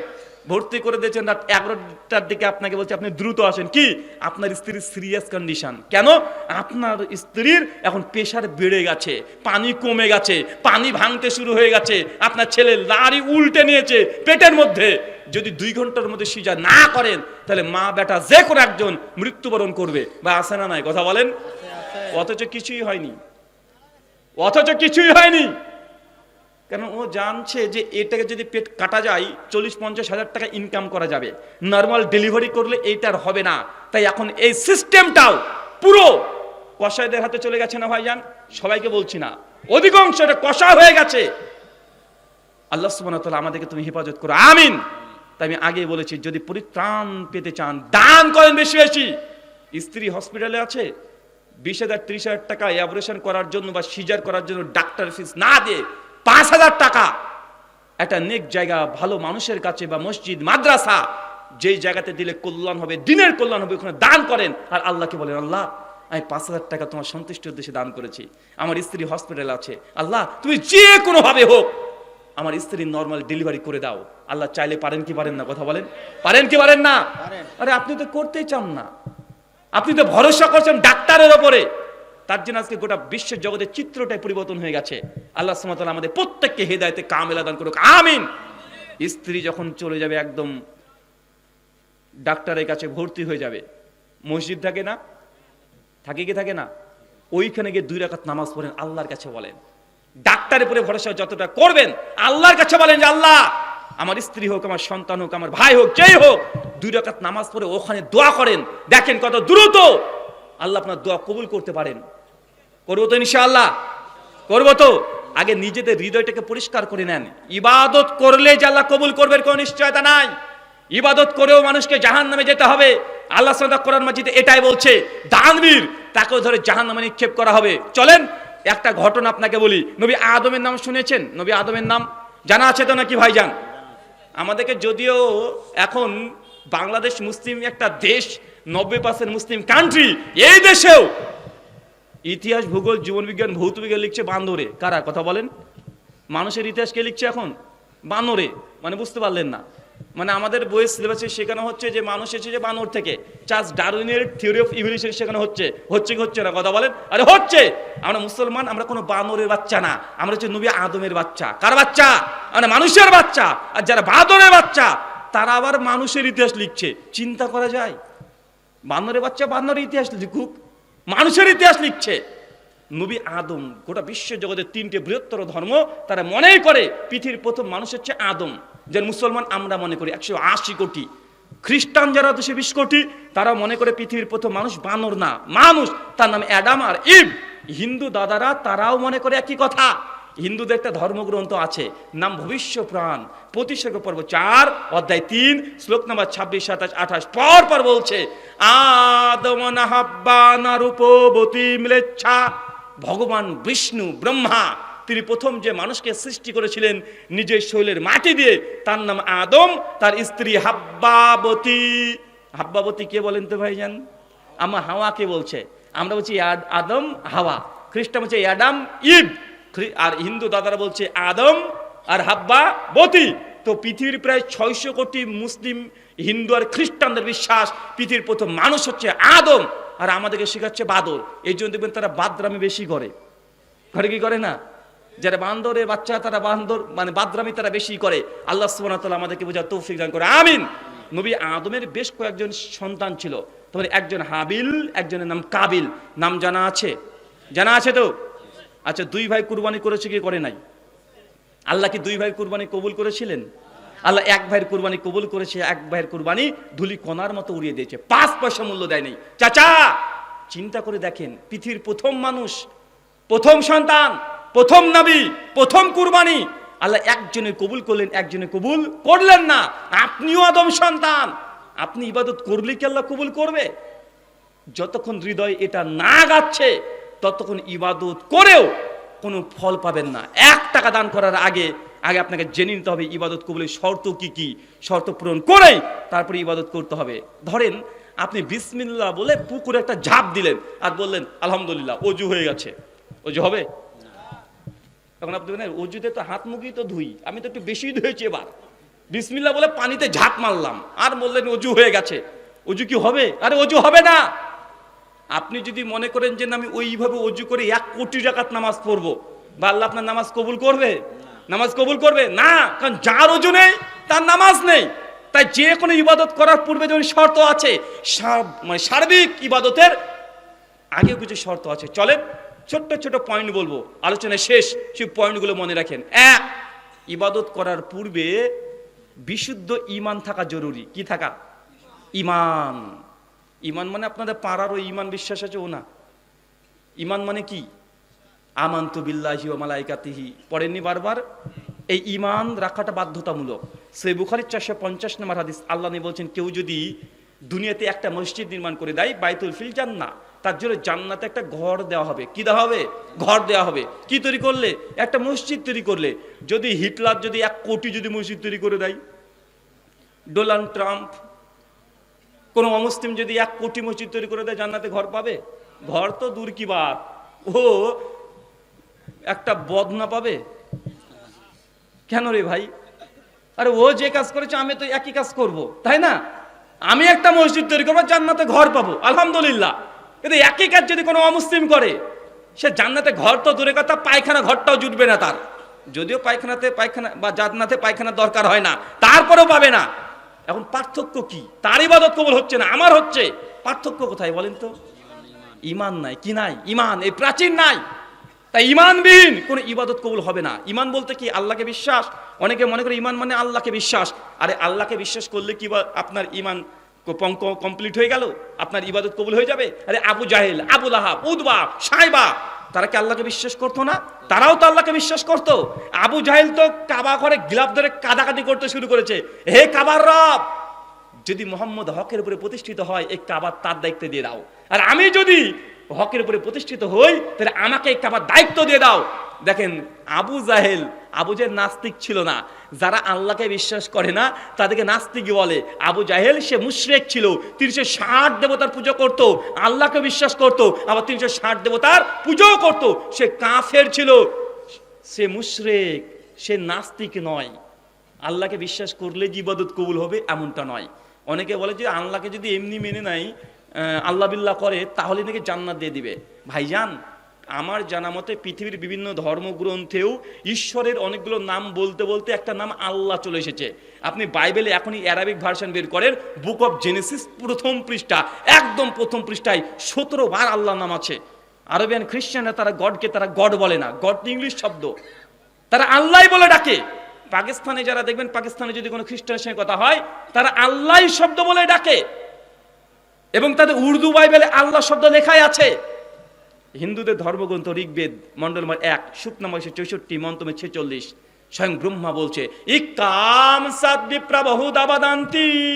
শোনো, সত্য একটাই, ঈশ্বর একজন, কিন্তু সেই ঈশ্বরকে জ্ঞানীরা অনেক নামে ডেকে থাকে। যেন আমরা আল্লাহ এক, আল্লাহর অনেকগুলো নাম আছে, আর রহমান, আল রাহিম, আল করিম। হিন্দু ধর্ম তো একই কথা বলছে, এবং আল্লাহর নাম বলতে বলতে বলতে অনেকগুলো নাম বলেছে। শুধু শ্রীকৃষ্ণের 108 খানা নাম আছে, অষ্টোত্তর শত নামাবলী 108 খানা নাম আছে। নাম বলতে গিয়ে আল্লাহ উপনিষদ প্রথম অধ্যায় 2 নম্বর মন্ত্রে একটা মন্ত্র বলছে, মন্ত্রটা পড়ব। মন্ত্র কি বলছে দেখেন, আল্লাহ জ্যেষ্ঠাম শ্রেষ্ঠাম পরমাম পুণ্যম ব্রহ্মম আল্লাহ, আল্লাহ মুহাম্মাদা রাকেবারসে আল্লাহ আল্লাহ। বলছে আল্লাহ জ্যেষ্ঠাম, তিনিই তো আল্লাহ, যিনি সব চাইতে বড়। আল্লাহু আকবার মানে কি কথা বলেন? তিনি সবচেয়ে বড়, শ্রেষ্ঠাম, তিনি সর্বশ্রেষ্ঠ, পুণ্যাং, তিনি ন্যায় বিচারকারী। তো হিন্দু দাদারাও ঈশ্বরের অনেকগুলো নামের মধ্যে একটা নাম যে আল্লাহতে তারা বিশ্বাস করে। এমনকি তারা কি কোনো ইবাদত করলে কবুল হয়ে যাবে? না, কারণ তারা বিশ্বাস করার সঙ্গে সঙ্গে তারা শিরিক করে। কি করে? শিরিক করে। মুসলমান আপনারা শিরিক করেন না? করেন কি করেন না? আমরা সবচেয়ে শিরিক মুসলমান কোথায় করেন জানেন? আমার যতটুকু গবেষণা, শিরিক কি দোয়া করতে গিয়ে শিরিক বেশি করি আমরা। আবু জাহেল, আবু লাহাব ডাইরেক্ট তারা লাত মানাত উজ্জার কাছে চাইতো না, তারা ওসিলা বানাতো। সূরা জুমার 3 নম্বর আয়াত, ডাইরেক্ট চাইতো না। আরে হিন্দু ঠাকুর পণ্ডিতকে ডেকে আনেন, জিজ্ঞাসা করেন যে দাদা আপনি যে লক্ষ্মী দেবীর পুজো করছেন, লক্ষ্মী কি কোনো টাকা পয়সা দিতে পারে? ও বলে আমরা তো ঈশ্বর একজনকে বিশ্বাস করি, পরমাত্মা একজন, কিন্তু দেবতা হচ্ছে 33 কোটি। কথা বুঝতে পারলেন? হিন্দু কনসেপ্ট কি? ঈশ্বর, ভগবান, পরমাত্মা, আত্মা, দেবতা সবগুলো পার্থক্য আছে। যিনি গড মানে সবচেয়ে বড় গড, তাকে তারা পরমাত্মা বলে। কি বলে? পরমাত্মা বলে, পরম ব্রহ্ম বলে। আর লক্ষ্মী, দুর্গা, কালী, সরস্বতী এগুলো হচ্ছে দেবতা। এই দেবতাকে কখনোই তারা পরম ব্রহ্ম মানেও না, বিশ্বাস করে না। তাদেরকে জিজ্ঞাসা করলে বলবেন যে আমি লক্ষ্মী দেবীর পুজো করছি, মা লক্ষ্মী যদি সন্তুষ্ট হয়ে যায় তাহলে পরম ব্রহ্ম আমাকে অর্থ দেবে, টাকা পয়সা দেবে। তার জন্য তারা এই দেবতার পুজো করছে। আমরা মুসলমানরা কি করি? কবরে গিয়েছেন, বাবাকে ধরেছেন উসিলা। কথা বুঝতে পারলেন না মনে হয়? হিন্দু দাদারা মাঝখানে উসিলা কাকে ধরেছে? বিভিন্ন দেব দেবতাকে ধরেছে। তারা মনে করে তাদের ক্ষমতা আছে, তারা যদি খুশি হয়ে যায়, সন্তুষ্ট হয়ে যায়, তাহলে তাদের ঈশ্বর মেন গডকে গিয়ে বলবে, আর মেন গড সঙ্গে সঙ্গে দিয়ে দিবে। এটা হিন্দু দাদাদের বিশ্বাস, তাদের আকীদা। খ্রিস্টানদেরকে দেখবেন আপনাদের এই অঞ্চলে, বিশেষ করে কুড়িগ্রাম অঞ্চলে অনেক বেশি খ্রিস্টান আছে না নাই? রৌমারিতে তো খ্রিস্টানদের গির্জা আছে, বাড়ির মধ্যে খ্রিস্টানদের গির্জা করে রেখে দিয়েছে। নাম আবার হাজি সাহেব, অনেক এরকম আছে। বিশেষ কুড়িগ্রাম, ঠাকুরগাঁ, পঞ্চগ্রাম এই জায়গাগুলোতে না হলে 50,000 নতুন করে খ্রিস্ট ধর্ম গ্রহণ করেছে। বাংলাদেশের মানুষ আপনারা উদাসীন হয়ে গেছেন। খ্রিস্টানে যখন দোয়া করবে, দোয়ার ভাষা দেখবেন তারা পরিষ্কার এইভাবে দোয়া করে, হে স্বর্গীয় পিতা, তোমার রাজ্য আসুক, পিতা পুত্র পবিত্র আত্মা, তোমার পুত্রের নামে আমি তোমার কাছে এই জিনিস চাই, তুমি আমাকে এই জিনিস দাও। তারা যীশু খ্রিস্টের কাছে ডাইরেক্ট চায় না। কি বলে? যে হে স্বর্গীয় পিতা মানে ঈশ্বর পরমাত্মা আল্লাহ, আমি তোমার পুত্রের ওসিলায় চাইছি, পুত্রের নাম নিয়ে চাইছি, তারা শিরক কোথায় করেছে? কোথায়? শিরক ফি দোয়া। মুসলমান এই জায়গাতে পদস্খলন করেছে। তারাও বলছে ইয়া আব্দুল কাদের জিলানী মাদাত। কেউ ফিরে না খালি হাতে, খাজারে তো দরবার হতে বলা হয় কি হয় না? শিরিক করা হয় কি হয় না? দোয়ার মধ্যে, দোয়ার মধ্যে আপনিও শিরিক করেন। আপনিও বলেন যে মাজার আলা কিছু দিতে পারে না, যে মাজারে সে আছে পীর বাবা কিছু দিতে পারে না, তো তার ওসিলাতে চাইছি। আরে এই ওসিলাই তো খ্রিস্টানরা করে পথভ্রষ্ট হয়েছে, এটাই তো আমাদের ভারতবর্ষে হিন্দুরা করে, তো তার আবার মুশরিক হলো কিভাবে? আপনি যদি ইমানদার হন, আল্লাহ সুবহানাহু ওয়া তাআলা বোঝার তৌফিক দান করে, আমিন।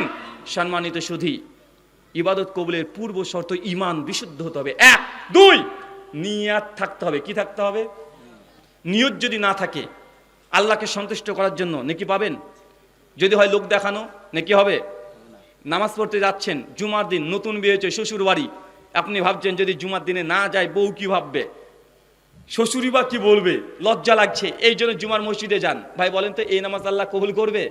এই নামাজ তো বউকে খুশি করার জন্য করেছেন, বউ খুশি হবে, এটা থেকে আল্লাহ খুশি হবে না। তাই নিয়াত খাস আল্লাহর জন্য করতে হবে। ইন্না সলাতি ওয়া নুসুকি ওয়া মাহিয়া ওয়া মামাতি লিল্লাহি রাব্বিল আলামিন। আমার সালাত, আমার নামাজ, আমার হজ, যাকাত যা হবে, 1 টাকা যদি দান হয় আল্লাহকে খুশি করার জন্য হবে। কাকে খুশি করার জন্য? আল্লাহকে খুশি করার জন্য। আপনি তো গাবদলি হাটে গিয়ে কুরবানির সময় সবচেয়ে বড় গরুটাকে দেখেন, নাম হচ্ছে কি? ডন। আর ভাবছেন যে ডনকে কিনে এনেছো মানুষ দেখবে। আর চাচা আপনার ভিতরটা একটু আনচান বেশি করে, মানে কুরবানি জবাই চলছে আর ভাবছেন কখন যে দাড়ি পাল্লায় তুলবো, কখন যে দাড়ি পাল্লায় তুলবো। যতক্ষণ দাড়ি পাল্লায় না তুলছেন আর আপনি যা আইডিয়া করেছেন তা না পূর্ণ হয়েছে, ভেতরটা আপনার খসবস করে যায়, যাই কি যায় না, কথা বলেন। আর দেখাচ্ছে আপনি ভেবেছিলেন যে 8 মুন হবে, হয়েছে মাত্র 7 মুন 10 কেজি। আপনি তখন বলছেন লস হয়ে গেল রে 30 কেজি। চাচা কুরবানি দিয়েছে, দেখেছেন তো চাচার কুরবানি, ও 30 কেজি লস হয়ে গেছে, আইডিয়া ফেল। আছে না নাই সমাজে, কথা বলেন? মানে কুরবানি দেবে, আমি বলছি না যে আপনি কুরবানি দিবেন 1 ভাগা না 7 ভাগা, জায়েজ না না জায়েজ এই মশলা অনেক পরে। গোটা গরুই যদি কুরবানি করে দেন তারপর আল্লাহ কবুল করবেন কি করবেন না এই নিশ্চয়তা নাই। নবী আদমের সন্তান গোটা কুরবানি করেছে, তারপর আল্লাহ একজনে কবুল করে নাই। তাই সাবধান, হৃদয় যেন পরিবর্তন না হয়ে যায়। অন্তর পরিবর্তন হয়ে গেলে জান্নাত জাহান্নাম হয়ে যায়, যায় কি যায় না? জান্নাত জাহান্নাম হয়ে যায়। আর অন্তর যদি ঠিক থাকে, বান্দা ঘুমিয়ে থাকবে, তারপর আল্লাহ নেকি দিতে থাকেন, থাকে কি থাকে না? এটা সব অন্তরের কাজ।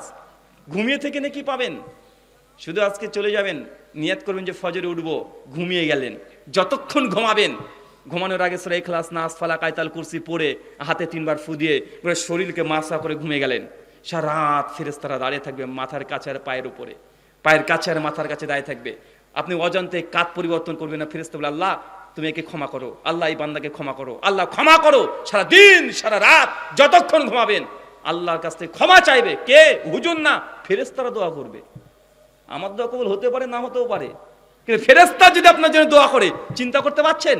সব এই হৃদয় অন্তর যদি ঠিক হয়ে যায়, বান্দা ঘুমিয়ে থাকবে, তারপরও নেকি পেতে পারে। আর যদি বাঁকা হয়ে যায়, দ্বিতীয় শর্ত হালাল রুজি। কি বললাম, কথা বলেন? সোর্স অফ ইনকাম হালাল হতে হবে। ইনকাম যদি হালাল না হয় তাহলে ইবাদত লক্ষবার হজ করলে আল্লাহ কবুল করবেন না। হালাল ইনকাম করেছেন কিন্তু খাচ্ছেন হারাম, বিড়ি, সিগারেট, জর্দা। আপনারা কেউ খান নাকি গো? আচ্ছা কে কে খান একটু হাত তোলেন। চাচা আপনি কি খান? চাচা জর্দা, সুপারি খান?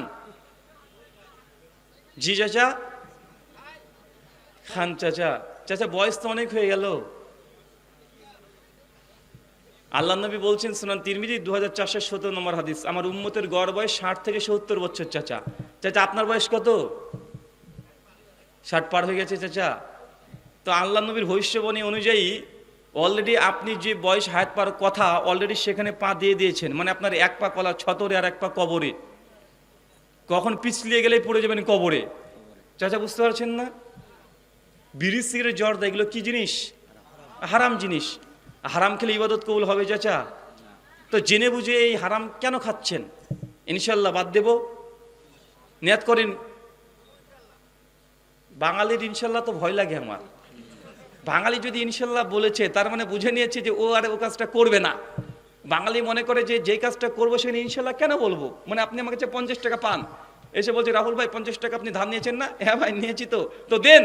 তো আমি যদি বলি ইনশাল্লাহ দেবো, তার মানে ও পক্ষ বুঝে নিয়েছে বেটা দেবে না। আর আমি যদি দেবো তো ইনশাল্লাহ বলবো কেন, আমি তো দিয়েই দিব। চাচি এরকম ইনশাল্লাহ না তো। আমাদের আব্দুল হামিদ ফাইজাল মাদানী হাফিজাহুল্লাহ তিনি বলছেন বাঙালির ইনশাল্লাহ মানে দিব না রে শালা, তুই যা ইচ্ছা তাই করে নিস। তো এরকম চাচা যেন না হয়। আল্লাহ সুবহানাহু কোরআন মাজিদ সূরা মাইদা 90 নম্বর আয়াতে বলছে ইয়া আইয়ুহাল্লাযিনা আমানু ইন্নামাল খামরু মাইসির, নিশ্চয় মদ এবং জুয়া এই দুটো হচ্ছে শয়তানের কাজ। কার কাজ? শয়তানের কাজ। এটা হারাম। আপনি বিড়ি সিগারেট জর্দা যাই খান বা পান করেন এটা সম্পূর্ণ হারাম।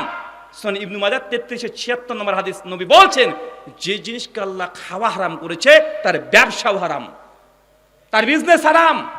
অনেক ভাই হুজুর যদি বিড়ি সিগারেট দোকানে না রাখি তাহলে তো আমার ইনকাম হবে না। ভাইজান রিজিকের মালিক আপনি নয়, ওটা তো 50,000 বছর আগে একদম ফিক্সড হয়ে গেছে। মিশকাত হাদিস নাম্বার 5300 মিডিল অংশ আল্লাহ নবী বলছেন মৃত্যু এবং রিজিক দুটো ফিক্সড। একজন মানুষ তার প্রাপ্ত রিজিক যতক্ষণ না পাবে ততক্ষণ সে কবরে যাবে না, মৃত্যু হবে না। তুমি সবর করো, ধৈর্য ধারণ করো, তুমি রিজিক যেটা দেওয়া আছে ওটাই পাবে। যদি তাড়াহুড়া করো হারাম পথে চলে গেলে, সবর করো, তুমি ধৈর্য ধরলে তুমি হালাল পথে টাকাটা পাবে। বিড়ি সিগারেট জর্দা আজকে বন্ধ করে দেন, দেখবেন অচিরে কোন দিক থেকে এই হালাল ইনকাম আল্লাহ দিয়ে দিবে আপনি নিজে বুঝতে পারবেন না। সবর করেন, আল্লাহ সুবহানাহু ওয়া তাআলা বুঝা তৌফিক দান করে, আমিন। ইবাদত কবুলের তৃতীয় শর্ত হালাল ইনকাম, হালাল জিনিস খাওয়া। ইনকাম শুধু হালাল হলে হবে না, হালাল খেতে হবে। অনেকের ইনকাম হালাল, কিছু খাচ্ছে হারাম, আছে না নাই? ইবাদত কবুল হবে? ইবাদত কবুলের 4 নম্বর শর্ত, যে কোনো ইবাদত যখন করবেন সুন্নতি তরিকায় হতে হবে। নবী করেছে কিনা এটা দেখতে হবে। কে কি বলেছে, কে হুজুর কি দিয়েছে, কে ওজিফা দিয়েছে, কার জিকির, কার তরিকা আছে, কার তরিকা নেই, কোনো কিছু না। শুধু দেখতে হবে নবী করেছে কিনা, নবীর সাহাবীরা করেছে কিনা, বা মুসলিম উম্মাহর ইজমা দ্বারা প্রমাণিত কিনা। এরকম কিছু কাইটায় দেখে আপনাকে ইবাদত করতে হবে সুন্নতি তরিকায়। 5, ইবাদত যখন করবেন বিদআত মুক্ত অবস্থায় হতে হবে। কি মুক্ত অবস্থায়? কথা বলেন, কি মুক্ত অবস্থায়? বেদাত মুক্ত অবস্থায়। ইবাদতের 6 নম্বর শর্ত শিরিক মুক্ত অবস্থায় হতে হবে। কি করতে হবে? শিরিক মুক্ত অবস্থায়। কয়টা শর্ত পেয়েছেন? কয়টা পেয়েছেন? আচ্ছা, একজন চট করে দাঁড়িয়ে ছিল 6টা শর্তে হেডলাইনটা বলেন, বক্তব্য নাই। কারণ এই 6টা যদি পয়েন্ট বলতে পারেন আমি বিশ্বাস করি গোটা বক্তব্য আপনার মাথাতে মেমোরি কার্ডের মতো মুখস্থ হয়ে যাবে। বিয়ে করেছো? বিয়ে হয়েছে? তোমাকে বলছে বিয়ে করনি, করনি, এত টেনশনে পড়ে গেল, কি ব্যাপার? এক নম্বর কি বললে? মাশাআল্লাহ, ঈমান। 2, নিয়ত খাস আল্লাহর জন্য। স্ত্রীর জন্য আবার করো না, গার্লফ্রেন্ডের জন্য। যে নামাজ পড়ছে এখন গার্লফ্রেন্ড তখন বলবে ভালো ছেলে পেয়েছি, এরকম যেন না হয়। 3, হালাল রুজি, সোর্স অফ ইনকাম হালাল হতে হবে, দিয়ে বিড়ি সিগারেট জর্দা খেতে হবে। হ্যাঁ, কি? 4 নম্বর হচ্ছে সুন্নতি তরিকায় হতে হবে। মাশাআল্লাহ। 5, এই তুমি টুকলি দাও কেন? আচ্ছা তুমি বসো, দাঁড়াও, তুমি দাঁড়াও, ওঠেন, বলেন 6টা বলেন। হ্যাঁ, না 6 নম্বর না, প্রথম থেকে বলেন, বলার শখ দেখি। 1, না বিশুদ্ধ ইমান, ইমান তো আবু জাহেলেরও আছে ইমান। 2, নিয়াত খাস আল্লাহর জন্য। মাশাআল্লাহ। 3, হালাল রুজি। 4, সুন্নাত মোতাবেক হতে হবে। 5, বিদআত মুক্ত। 6, শিরিক মুক্ত অবস্থায় হতে হবে। মাশাআল্লাহ। আচ্ছা, শেষ দুটো তুমি বলো এবার। মাশাআল্লাহ। আচ্ছা ইসমাইল, দুজনকে মৃত ব্যক্তির জন্য জীবিতদের করণীয় বর্জনীয় গিফট করে দাও, দুজন। আল্লাহ তুমি কবুল করো, আমিন। আল্লাহ পেছনে জগতে যতগুলো আমরা নেক কাজ করেছি আমাদের এই নেক কাজগুলো তুমি কবুল করো, আমিন। আল্লাহ নবী প্রত্যেক ইবাদত করার পরে বিশেষ করে সালাত আদায়ের শেষে সুনান ইবনে মাজাহ 924 নম্বর হাদিস তিনি একটা দোয়া পাঠ করতেন। দোয়া, আল্লাহুম্মা ইন্নী আসআলুকা ইলমান নাফিয়া, হে আল্লাহ তুমি আমাকে এমন জ্ঞান দাও যে জ্ঞানটা উপকারী, ওয়া রিজকান তাইয়্যিবা, আল্লাহ এমন রিজিক দাও যে রিজিকটা হবে পবিত্র, ওয়া আমালান মুতাকাব্বালা, আল্লাহ এমন রিজিক, এমন আমাকে ইবাদত করা তৌফিক দান করো যে ইবাদত তুমি কবুল করবে। আমালান মুতাকাব্বালা, কবুলযোগ্য ইবাদত করতে হবে। একটা টাকা যদি দান করেন, সূরা বাকারা 261 নম্বর আয়াত, আল্লাহ সেটাকে 700 গুণ বৃদ্ধি করে দিতে পারেন। পারেন কি পারেন না? 1 টাকা আল্লাহ 700 গুণ বৃদ্ধি করতে পারে। সেই বুখারীর 1219 নম্বর হাদিস, নবী বলছেন, কেউ যদি আল্লাহর ওয়াস্তে একটা খেজুরের অর্ধেক, একটা খেজুরের অর্ধেক মানে বুঝেন, খেজুরের অর্ধেক দান করে, তার নিয়াত যদি ঠিক থাকে, আল্লাহ সেই দানটাকে ডান হাত দিয়ে ধরে, তারপরে বড় করতে করতে করতে করতে করতে উহুদ পাহাড়ের সমান সেই দানটা করে কিয়ামতের মাঠে আল্লাহ আপনার আমলনামায় দিয়ে দিবেন। সুবহানাল্লাহ। এটা হচ্ছে ইবাদত কবুল যদি হয়ে যায় এর মর্যাদা। হজ করতে গিয়েছেন, যদি হজ কবুল হয়ে যায়, নবী বলছেন এই ব্যক্তির নমুনা হচ্ছে সে আজকে জন্মগ্রহণ করেছে। কথা বুঝলেন না মনে হয়? মানে আজকে জন্মগ্রহণ করলে যেমন একটা শিশুর কোনো পাপ থাকে না, হজ করতে গিয়ে যদি হজ কবুল হয়ে যায় আল্লাহর দরবারে, আপনি আর একদিনকার শিশু যা আপনার আমলনামা সেম ওটা হয়ে যায়, যত গুনাহ আছে আল্লাহ সব ক্ষমা করে দেয়, একদম সাদা হয়ে যায়। চিন্তা করতে পারছেন? এই যে ইবাদত যদি কবুল হয়ে যায় তার এই বরকত। কিন্তু হজে গিয়ে হাই গাইস, হজ করতে এসেছি, একদম সোশ্যাল মিডিয়ায়, মানে বাঙালিরা যা আছে সব সোশ্যাল মিডিয়া এখন চলছে কি চলছে না? হাই আজকে ঢাকায় গিয়েছি, আজকে ঈদের জন্য এই পোশাক কিনেছি, হাই গাইস দেখছেন, হ্যাঁ আজকে আমরা ইফতারে এই এই জিনিস দিয়েছি, আজকে ছাগলটা কিনেছি, আজকে গরুটা কিনেছি, দেখুন হাই আজকে আমি একটা আন্ডার প্যান্ট কিনেছি। মানে কি বাকি আছে? সব কিছু একদম সোশ্যাল মিডিয়ায় আছে না নাই? লৌকিকতা, শিরকুল রিয়া দূরে থাকতে হবে। আল্লাহ সুবহানাহু ওয়া তাআলা যাবতীয় লৌকিকতা থেকে আমাদেরকে তুমি পরিত্রাণ দান করো, আমিন। আলোচনা শেষ। প্রশ্নোত্তর কিছু করব? ভাইজান আপনি আলোচনা করেন এবার। জি, বারাকাল্লাহ ফিক, জাযাকাল্লাহ কবুল করুক। আল্লাহ আপনাদেরকেও পেছনে যত গুনাহ আছে সবগুলোকে আল্লাহ যেন আজকের পর থেকে নেকিতে বদলে দেয়, আমিন। ওয়া মা আলাইনা ইল্লাল বালাগ। সুবহানাকা আল্লাহুম্মা বিহামদিক ওয়া আশহাদু আল্লা ইলাহা ইল্লা আনতা আস্তাগফিরুকা ওয়া আতুবু ইলাইক। আসসালামু আলাইকুম ওয়া রাহমাতুল্লাহ। কেউ যাবেন না, কিছুক্ষণ আলোচনা শুনে যাবেন।